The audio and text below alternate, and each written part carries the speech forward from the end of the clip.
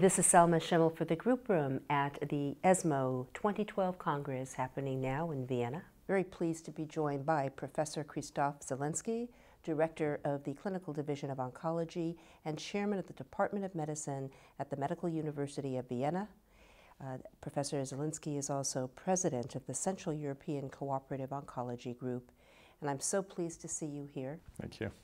Is there anything happening for inflammatory breast cancer, triple-negative breast cancers coming through at this meeting? Triple-negative breast cancers is a description that we simply do not know what makes them tick, what makes them grow. So we are lacking characteristics, and the description of triple negativity is only the description of our own despair to not have found a characteristic for these patients and the tumors. Now that is a very, very difficult area, and as you pointed out, PARP inhibitors might be quite interesting. We are also doing a sub-analysis for our Turandot trial, the one with the bevacizumab-based trial, which I mentioned before, how this works in triple-negative patients. That is probably right now one of the most difficult areas in clinical breast cancer research. And the inflammatory area of research? The inflammatory, again, is something which depends very much on the type of underlying tumor. We see, of course, that there might be racial differences, and we see a lot of drama happening, for instance, in Africa, where we see young women with tumors which are very much corresponding to the triple-negative characteristic, who often show up with inflammatory breast cancers. And we know that even in the United States, there are differences, racial differences in both presentation and subsequent treatment.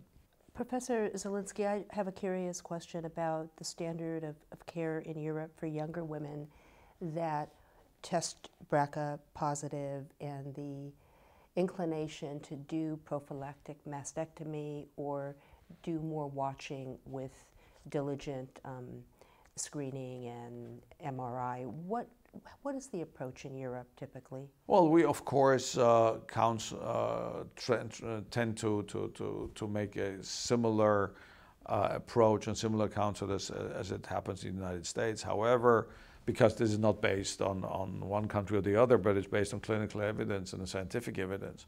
However, we find that the inclinations towards mastectomies in European patients is not as enthusiastic in this context as it is in the United States.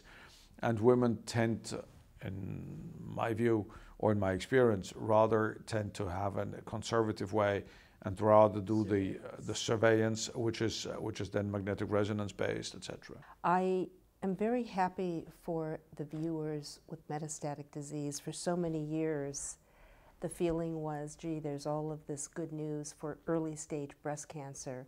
And it seems that in the last couple of years, there's really been a paradigm shift, and there is so much more hope for women facing metastatic breast cancer with options that were not there before. That is correct, and we're witnessing even more to come, and we're quite excited to see even more to come. Thank you.